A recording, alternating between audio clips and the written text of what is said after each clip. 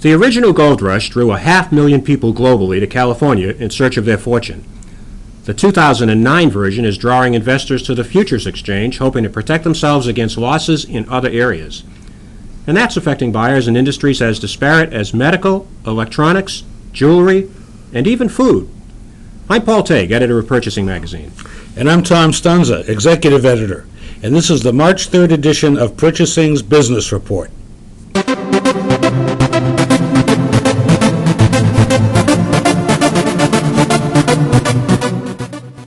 Here are the stories we're following for you this week.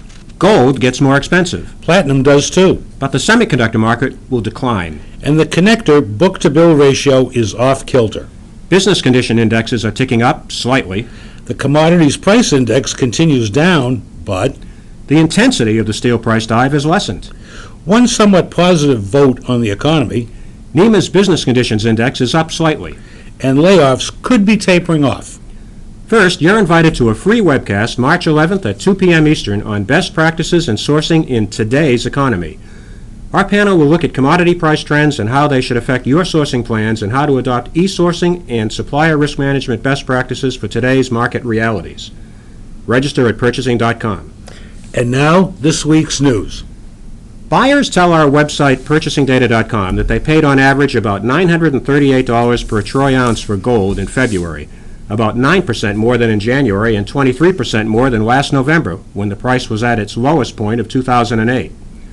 The price increases as the value of the dollar dips, and the higher prices will affect electronics buyers who use gold to coat electrical connectors, medical buyers who use it among other things in some cancer treatments and for dental crowns and bridges, jewelry makers, and even some food industry buyers who use gold leaf as a decorating element for gourmet sweets.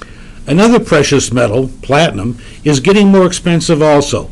Buyers tell us they paid $1,031 per troy ounce on average in February, about 9% more than in January. The major application for platinum is in automotive catalytic converters, a market that has weakened substantially as auto sales have plummeted. But analysts say platinum mimics gold performance as a safe haven investment. So platinum could continue to rise in price to 2008 levels even if the auto industry's recovery is delayed. Another reason for the higher price, analysts say electrical power issues in South Africa could cause a supply deficit. The electronics industry has been hit hard by the economy. For example, the global semiconductor market will decline 24% to $194.5 billion in 2009 because of the global economic crisis. And that's according to a new updated forecast from Gartner Incorporated. The researcher says market conditions have worsened since Gartner's previous semiconductor outlook in mid-December of 2008. At that time, Gartner had forecast 2009 revenue to decline 16%, but the chip industry is expected to grow 7.5% in 2010.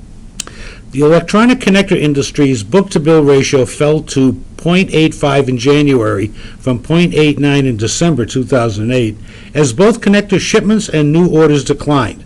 That's according to researcher Bishop and Associates. The ratio has been under 1 for several months. A ratio of 8.5 means that connector manufacturers receive only $85 in new connector orders for every $100 of past orders they ship. Well, enough of that gloom and doom. There is some good news on the economy. You just have to look for it, and we have. So the rest of this business report will be about some of what we found.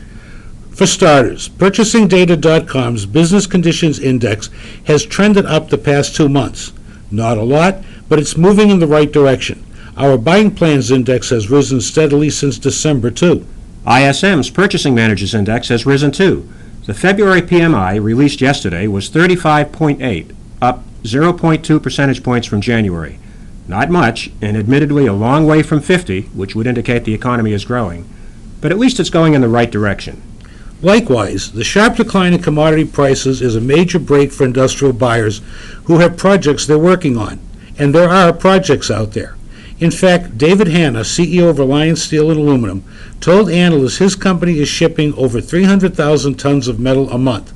There's still plenty of activity out there, he said. One indication that he's right is in another set of numbers from PurchasingData.com.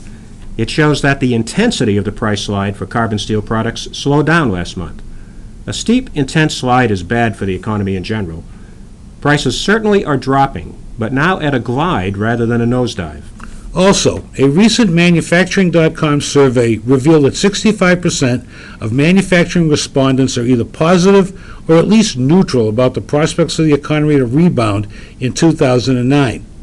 They expect their business to either grow or to remain flat this year. The National Electrical Manufacturers Association's index for business conditions increased to 27.3 in February from 20 in January. It's far below the break-even point of 50, but it's the second monthly gain, so it too is moving in the right direction. And another report from workforce consulting firm Watson Wyatt Worldwide says that the share of companies planning staff cuts fell to 13% in February from 23% in December. A company spokesman said many firms have put the drastic cuts behind them. There's other tiny but positive indicators on the economy, and you can read about them at Purchasing's website. Just type www.purchasing.com/positive into your browser. Well, that's it for this week's edition of Purchasing's Business Report. You can get more detail on these and other purchasing and supply chain topics at purchasing.com. And see Purchasing.com for special coverage of risk management, an important subject in this economy. You'll find that coverage at purchasing.com/risk. Don't forget to register for our free webcast March 11th on sourcing best practices for today's economy. I'm Paul Tague. And I'm Tom Stunza. Thanks for listening.